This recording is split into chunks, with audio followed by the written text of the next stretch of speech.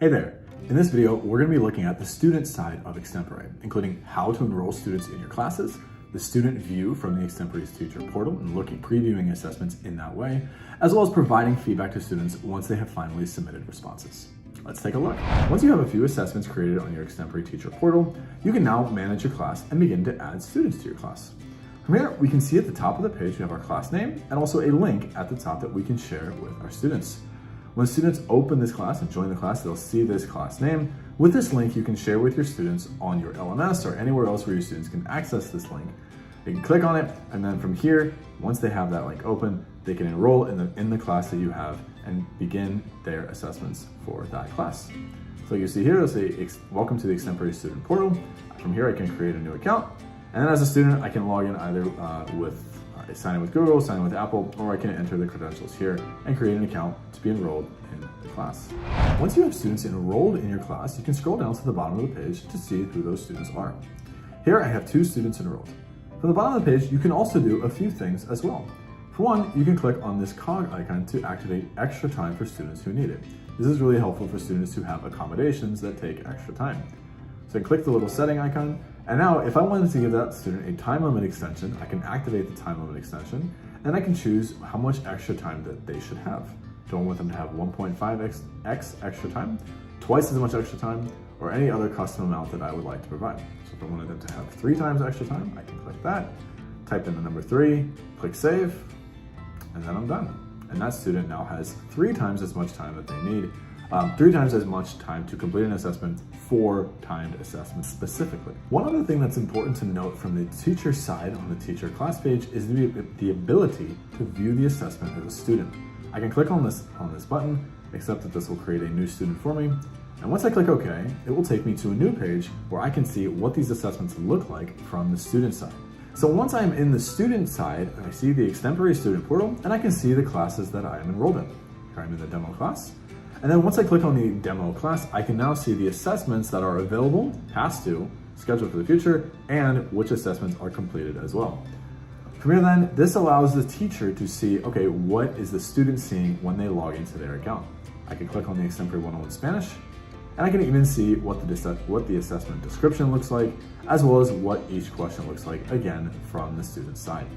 For example, I can click on question 1, and I can see that this is the first question that the student would see on their student portal for the Extempore 101 Spanish assessment. They can click record and then record their response from there. The last thing that we're going to talk about in this video is the gradebook and grading student responses.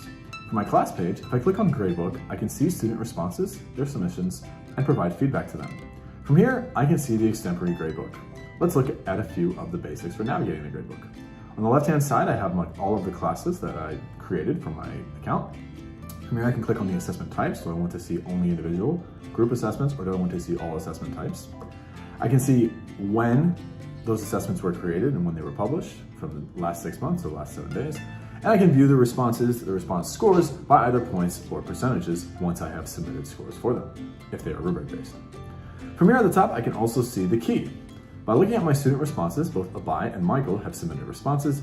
I can see that of these assessments that I've given out, those responses are all ungraded, whereas Abai has 1 question on this prompt, on this assessment, that is marked as locked.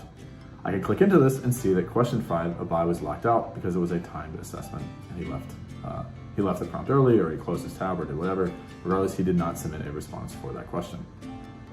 Now we can provide feedback for some of these responses. There are 4 ways in which you can grade an assignment on Extempore. Let's look at some of them. If I go into Abai's response, I can see the question type, and I can see his response right here. I can also speed up the response to save myself some time and listen to his response in a faster way. I can click play. Hi Graham, thank you for letting me join your class. Once I've listened to Abai's response, I can then give him feedback. I can click on the comments box, and here I can type in whatever feedback I want to give. I can say nice job, or whatever more detailed feedback you would like to give. So the first way I can give text feedback. I'll click submit, and now that feedback has been left for Abai. I can click on the second question, listen to the audio response, listen to his response, and I can give more feedback, this time in the form of an audio response. Click record. I have my own little countdown, and then I can leave feedback for Abai's response. Hey Abai, this is a great response. Thank you for sharing. Stop recording. And now Abai will see that feedback on his page when we go there. Submit, and now Abai has feedback for that assessment, for that question, excuse me. For the next question, I'm going to leave Abai video feedback. Once again, I can see the text here, I can listen to Abai's response, and on the comments side, I can give video feedback, just like with the audio file, I get a nice countdown, and then the recording will start, and I can say, hey Abai, thanks for sharing, glad to have you in my class this year. Stop recording. So far I have provided text feedback, audio feedback, and video feedback for Abai's responses. With the fourth one way of grading it without providing feedback, say you just want to go through these pretty quickly, is just by completing, oh hey look, that's me. And now I can see Abai's response here as well, by marking the assessment as complete. So I can click complete a next question, or complete a next student. For this one, I want to do complete and next question, so that it will take me to the next question.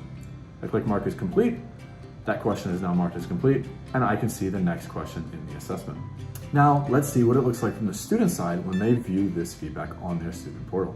Back on my class page, I can see my students at the bottom of the page, as I mentioned earlier. By clicking on the eyeball next to the student's name, I can see what their account looks like from my own page. As I look at Abai's account, I can see that he has 2 completed assessments, Extempore 101 Spanish and Sample Assessment. I can click into the Extempore 101 Spanish and also see that these questions have all been scored. I can also see the locked one that was not submitted. I can click on one, and from here, as Abai, I can see what the question was, I can see his submission, and he can see the feedback left by the instructor.